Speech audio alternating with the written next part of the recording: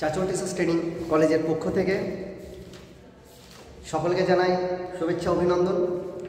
আজ আমি আবার চলে এসেছি আপনাদের সামনে।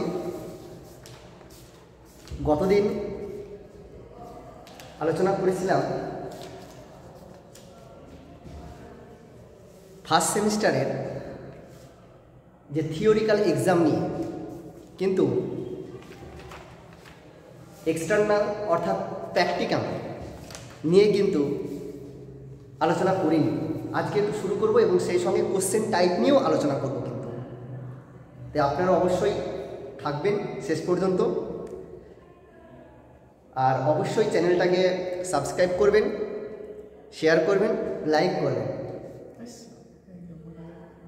তাই চলুন দেখি কি আছে আজকে। থিওরিক্যাল এক্সামের পরে যে প্র্যাকটিক্যাল এক্সাম, যে 235 মার্কস যে থিওরিক্যাল এক্সাম হয়ে গেছে, আজকে দেখি যে দেখুন আমি তবুও লিখে দিলাম যে থিওরিক্যাল এক্সাম বা থিওরি এক্সাম 235 মার্কস।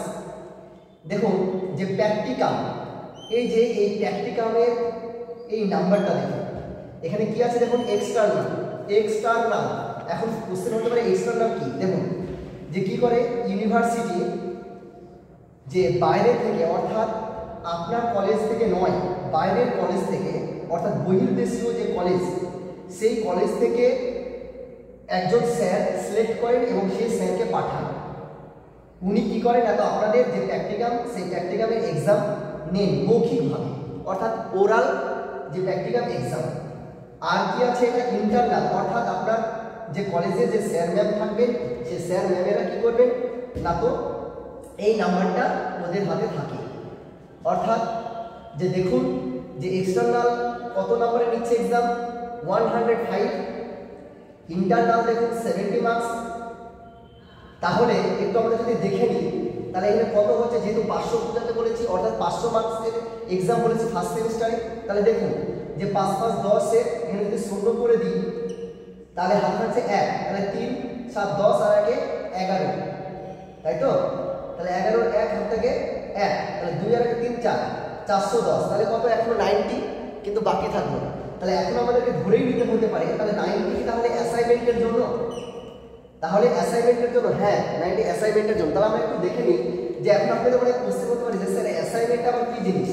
অবশ্যই যেহেতু আপনাদের কনসেপ্ট পুরো ক্লিয়ার করে দেবো বলেছি, তো অবশ্যই ক্লিয়ার করবো। দেখুন অ্যাসাইনমেন্ট অর্থাৎ ASSIGNMENT অ্যাসাইনমেন্ট। অ্যাসাইনমেন্ট যেহেতু 90, আমরা একটু দেখে নেবো কি, যেহেতু বলেছি যে 7খানা যেহেতু সাবজেক্ট বলেছি, তাহলে সেই 7খানা সাবজেক্টে অর্থাৎ প্রত্যেকটা সাবজেক্ট থেকে হচ্ছে 3 করে অর্থাৎ 3টে কোশ্চেন কিন্তু কি করবে না, তো এই কলেজের স্যারেরা, আপনি যে কলেজে পড়েন সেই কলেজের স্যারেরা কিন্তু 3টে করে কোশ্চেন কিন্তু দিবে।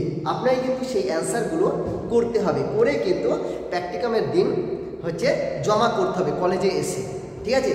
তাহলে সেটা হচ্ছে অ্যাসাইনমেন্ট। অর্থাৎ টোটাল কোশ্চেন এখানে করা থাকবে 21টা, টোটাল কোশ্চেন 21টা। তার মানে কি 7খানা সাবজেক্ট, 7খানা সাবজেক্ট, একটাতে কত করে না, তো 3টে করে কোশ্চেন, তাই 3 7টা কত 21। তাহলে আশা করি বুঝতে পেরেছি। এবার চলুন আমরা একটু কোশ্চেন টাইপ নিয়ে একটু আলোচনা করি।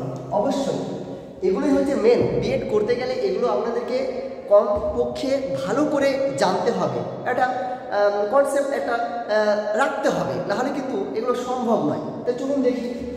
দেখুন কোশ্চেন টাইপ, কোশ্চেন টাইপ যেহেতু বলেছি যে থিওরিক্যাল এক্সামটা মেন, থিওরিক্যাল এক্সামে অর্থাৎ থিওরি এক্সামে যদি আপনি পাস না করতে পারেন তাহলে কিন্তু অসুবিধা আছে, ঠিক আছে? তাহলে অর্থাৎ থিওরি এক্সামটা আমাদেরকে ফোকাস করতে হবে বেশি করে।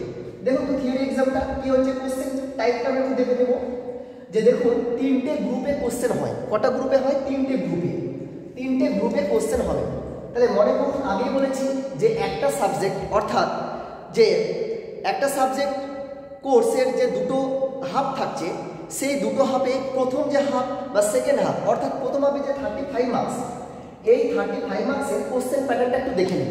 তারপরে যে বললাম না যে 1.1 পয়েন্ট EPC1 এর যে 25 মার্কস আসে অনলি 1 আওয়ার, সেটা তো দেখাব যে কোশ্চেন টাইপটা কেমন হতে পারে। তাহলে দেখুন চলুন শুরু করি। দেখুন এখানে আমি একটু লিখলাম যে গ্রুপ এ। তাহলে এই গ্রুপ এ বিভাগে কি হবে না, তো 10 মার্কস থাকে। কত থাকে? 10 মার্কস। তাহলে কত থাকে? 10 মার্কস। এই 10 মার্কসের জন্য তাহলে কটা টোটাল কোশ্চেন দেখুন, যে একটা কোশ্চেনের মান কিন্তু 2, একটা কোশ্চেনের মান কত? 2, একটা কোশ্চেনের মান হচ্ছে 2। তাহলে কোশ্চেন কটা করতে হবে? 5খানা উত্তর দিতে, 5খানা যদি উত্তর দিই তবে আমি কিন্তু 10 পাবো। তাহলে এখানে কি হচ্ছে, তাহলে দেখুন যে 2 × 5 সমান কত? 10। অর্থাৎ ওয়ার্ড লিমিটেড এখানে থাকে, ওয়ার্ড লিমিট থাকে 20টা। অর্থাৎ যে 20টা শব্দের মধ্যে কিন্তু আপনাকে কি করতে হবে? একটা কোশ্চেনের উত্তর কিন্তু লিখতে হবে, কিন্তু 20-র ঊর্ধ্বে যেন না যায়, 20-র নিচে থাকে, এরকম একটা কিন্তু আপনাদের যে ভাবতে হবে যে আমি কিভাবে অ্যান্সারটা লিখবো। কারণ বিএডে দেখবেন যে বড় বড় কোশ্চেন হয়, কিন্তু সেই কোশ্চেন উত্তর লেখার দরকার নেই। ঠিক আছে? তাহলে এখানে দেখুন যে গ্রুপ এতে কটা থাকবে? 7খানা কোশ্চেন থাকবে। 1 2 3 4 5 6 7 এরকম 7খানা কোশ্চেন থাকবে। ঠিক আছে? এই 7খানা কোশ্চেনের মধ্যে আপনাকে 5টা উত্তর দিতে হবে। কটা উত্তর দিতে হবে? 5টা। তাহলে 5 × কত? 10। ঠিক আছে? আশা করি এটা বুঝতে পেরেছে যে গ্রুপ এতে টোটাল কোশ্চেন কটা থাকবে। গ্রুপ এতে টোটাল কোশ্চেন থাকবে 7খানা, উত্তর দিতে হবে কটা না, তো হচ্ছে 5খানা। তাহলে 5 × 10, একটা কোশ্চেনের মান 2। এবার আমি চলে যাব গ্রুপ হচ্ছে বি। কত চলে যাবে? Group B. তাহলে এই গ্রুপ বিতে একটা কোশ্চেনের মান হচ্ছে কত? 5, একটা কোশ্চেনের মান হচ্ছে 5। তাহলে এখানে 3টা কোশ্চেন করতে হবে। কটা কোশ্চেন করতে হবে?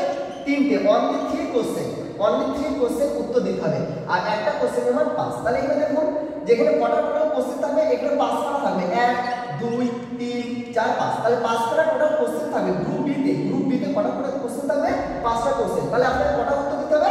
3টে। যে কোনো 3টে উত্তর দিবেন। তাহলে কত? 3 × 5 = 15। এখানে একটু ওয়ার্ড লিমিট কত আছে? ওয়ার্ড 150টা ওয়ার্ডের মধ্যে কিন্তু আপনাদের এখানে লিখতে হবে। এবার একটু নেক্সট আমরা চলে যাব গ্রুপ সি। এবার একটু দেখুন গ্রুপ সি। এই গ্রুপ সিতে কিন্তু একটু ভালো করে মনে রাখবেন যে গ্রুপ সি, এই গ্রুপ সিতে আছে হচ্ছে 10 নম্বর। গ্রুপ সিতে কত আছে? 10 নম্বর। তাহলে 10 নম্বর মানে কি? একটা কোশ্চেনের মান 10, দুটো কোশ্চেন দিবে। কটা কোশ্চেন দিবে? এখানে 1 2 দুটো কোশ্চেন দিবে, যে কোনো একটা উত্তর করবে, হয় 1 করবে না 2 করবে, যে কোনো একটা কোশ্চেনের উত্তর দিবে। তাহলে কিন্তু কত মান? 10। এখন বলতে পারেন তাহলে এখানে ওয়ার্ড কত? ওয়ার্ড হচ্ছে 300। এখানে 300টা ওয়ার্ড থাকবে, এর মধ্যে কিন্তু আপনাকে উত্তর করতে হবে। তাহলে আশা করি বুঝতে পেরেছেন গ্রুপ এতে, গ্রুপ বি এবং গ্রুপ সি। গ্রুপ এতে কটা? 5টা কোশ্চেন করতে হবে, মার্ক কত? 2, একটা কোশ্চেনের মান 2। আচ্ছা, গ্রুপ বিতে কত? একটা কোশ্চেনের মান 5। তাহলে কটা মানে প্রশ্ন থাকবে? 5টা থাকবে, উত্তর করতে হবে 3টে। আচ্ছা, গ্রুপ সিতে একটা কোশ্চেনের মান 10। তাহলে কটা কোশ্চেন দেবে? 2টো থাকবে, উত্তর দিতে হবে কটা না, তো হচ্ছে একটা। তাহলে আশা দেখুন যে এখানে কি গ্রুপ এতে কত ছিল? এতে ছিল হচ্ছে 10, বিতে ছিল 15, আর সিতে ছিল হচ্ছে 10। তাহলে দেখুন 35 মার্কস আমার কিন্তু হয়ে গেছে। আগে বলেছি যে টাইম 1 ঘন্টা 30 মিনিট, 1 ঘন্টা 30 মিনিট টাইম। ঠিক আছে? এবার আমি একটু বলে দিই, দেখুন হচ্ছে বলেছিলাম ইপিসি 1.1.EPC1। এই ইপিসি 1-এ যেমন 25 মার্কস। কত? 25 মার্কস। এই 25 মার্কসের কোশ্চেন প্যাটার্নটা একটু দেখে নিন, বা কোশ্চেন টাইপটা একটু দেখে নিন। যে এখানে দুটো গ্রুপ থাকে, জিআরও ইউপি। গ্রুপ হচ্ছে এ। এই গ্রুপ এতে কত থাকবে? ওই আগের মতো থাকবে, যে 10 নম্বর থাকবে। অর্থাৎ এখানে 5 × 2, অর্থাৎ 5টা কোশ্চেন, মার্ক হচ্ছে 2। তাহলে ওয়ার্ড কত? ওয়ার্ড হচ্ছে 10। ওয়ার্ড কত? ওয়ার্ড হচ্ছে 20। ওয়ার্ড হচ্ছে 20। তাহলে এখানে কত দেখুন যে গ্রুপ এতে 5টা কোশ্চেন, এর উত্তর দিতে হবে একটা কোশ্চেনের মান 2। তাহলে কত হলো? 10। তাহলে এখানে কটা? একই রকম ভাবে 7খানা কোশ্চেন থাকবে, উত্তর দিবেন 5টা। উত্তর দিবেন কটা? 5। তাহলে 5 × 10। এবার গ্রুপ বি। এই গ্রুপ বিতে দেখুন, গ্রুপ বিতে আছে 15। তাহলে 15 আর 10 কত? 25। 15 মানে কি? আগে বুঝতে পেরেছেন যে টোটাল 5টা কোশ্চেন থাকবে, 3টে উত্তর দিবেন। তাহলে 3 × 5 = 15। ওয়ার্ড তো জানেন যে 150খানা ওয়ার্ডের মধ্যে। তাহলে এই হলো আজকের হচ্ছে বিষয়। তাহলে কি কি দেখে নিলেন যে থিওরি এক্সামটা 235 মার্কস, তারপরে হচ্ছে এক্সটার্নাল প্লাস ইন্টারনাল। এক্সটার্নালে কত থাকছে হাতে? 105। ইন্টারনালে হাতে কত থাকে? 70। তবে অ্যাসাইনমেন্টে কত থাকে? 90। অর্থাৎ আমরা দেখতে পেলাম যে টোটাল কোশ্চেন 21টা কোশ্চেনের উত্তর করতে হবে, যেটা প্র্যাকটিক্যালের দিনে জমা করতে হবে কলেজে, তবেই কিন্তু সেই অ্যাসাইনমেন্টের নাম্বার পাবেন, নাহলে কিন্তু পাবেন না। আর আমরা দেখলাম যে কোশ্চেন টাইপ নিয়ে। তাহলে অবশ্যই বুঝতে পারছি, আশা করি যে সবাই বুঝতে পেরেছেন। তাহলে কিন্তু আজকে আমি এখানেই সমাপ্ত করছি। পরবর্তীকালে আবার দেখা হবে, যেহেতু আমি আগে বলেছি যে আমার কোর্স হচ্ছে 1.1.4 ল্যাঙ্গুয়েজ অ্যাক্রস দ্য কারিকুলাম। অবশ্যই নেক্সট দিন আমি ওই বিষয় নিয়ে আলোচনা করব। তাহলে আজকে আসি।